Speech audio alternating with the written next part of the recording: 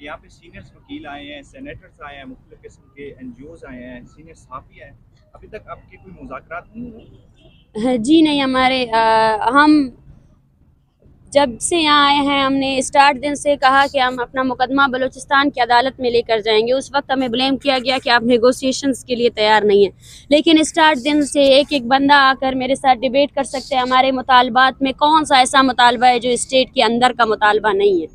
कोई भी हमसे मिलने नहीं आया। नेगोशिएशन को छोड़े, संजीदगी का आलम यह है कि इस वक्त एट दिस पॉइंट हम में से हर शख्स जो है ना थ्रेटन्ड है।